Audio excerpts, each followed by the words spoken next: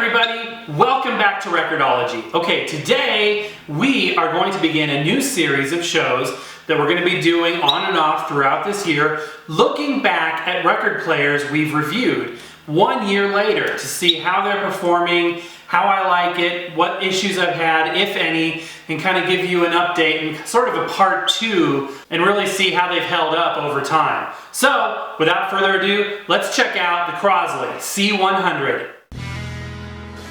Welcome to Record-ology. Crosley C-100. The Crosley C-100 stereo belt-driven turntable has been a phenomenal turntable. It has been my primary turntable much of the time.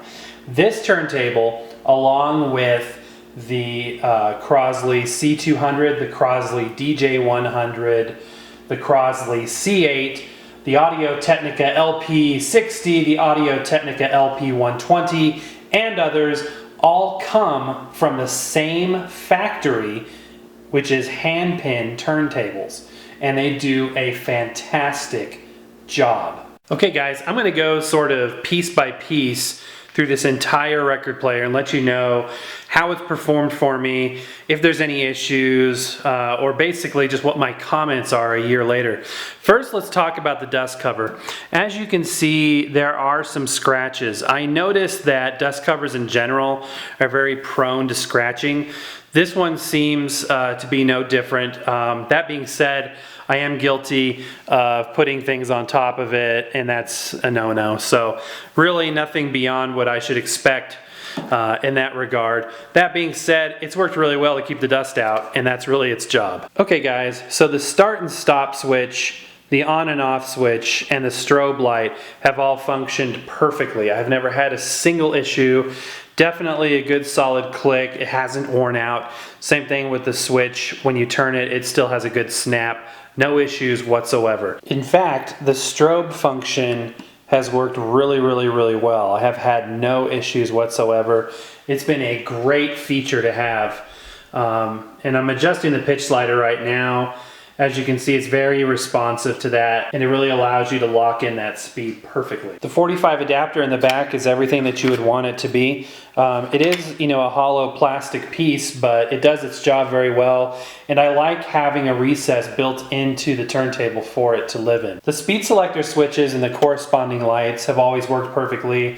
They've got a decent click to them. I wish this was a 3-speed turntable. I wish this had all 3 speeds, but this functionality between the two works very well. The pitch slider is a godsend. Now, as you can see, mine is a little bit bent underneath the little metal prong that holds up the slider, but it's never impacted functionality. I'm sure I could just pop it off and straighten it out. It's never bothered me, so I haven't bothered to do that. But having the pitch adjust is so awesome, because that, along with the strobe, allows you to get the exact speed that you want. The counterweight mechanism has worked perfectly. I've had no issues with the bearing whatsoever. It's functioned flawlessly. I'm able to keep the counterweight in place without adjusting it, except for times when it's either coming out of storage or if I'm moving it from one room to another. The anti-skate adjustment is another setting that once you set it, you can really leave it. The cueing lever is an indispensable part of the turntable, and this one works really well. Having the S-shaped tone arm is cool, and I understand it allows the head shell assembly to be plugged into it directly on the end. However, I actually think that a straight tone arm is just fine. In a lot of the DJ turntables that are styled similar to this, like the C-200 by Crosley, you will notice that it uses the S bend in the tone arm.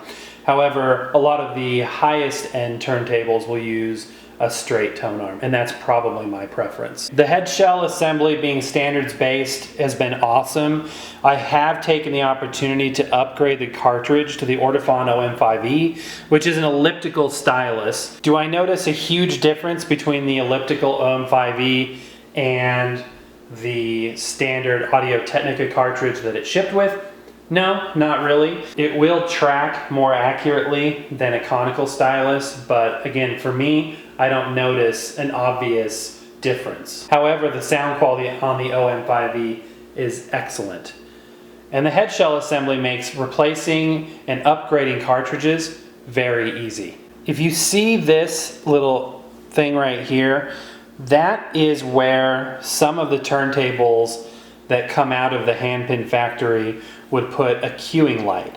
Like we reviewed on the DJ100, also made by handpin, the cueing light would go here and just allow you to cue up the record in the dark. The back panel is actually very simple and just consists of left and right RCA jacks. I like the fact that it just has jacks and not a built-in cable that allows you to upgrade the cables. I think that's good. It's also got a built-in preamp. So if you have a preamp, you can use that. If you don't, it's got a very nice built-in preamp. On the bottom of the unit, it's actually got holes that allow you to adjust pots.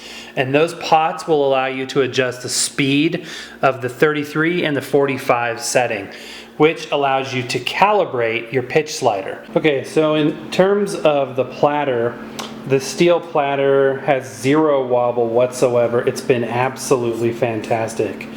And likewise, absolutely phenomenal workmanship. The belt hasn't had to be replaced or anything yet.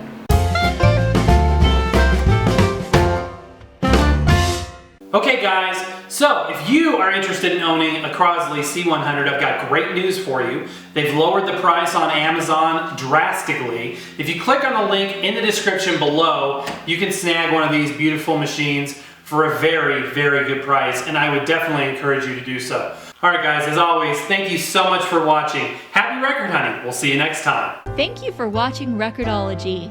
Don't forget to subscribe and hit the bell notification so you don't miss a single thing. I am the Edison phonograph. The more you become acquainted with me, the better you will like me. Ask the dealer.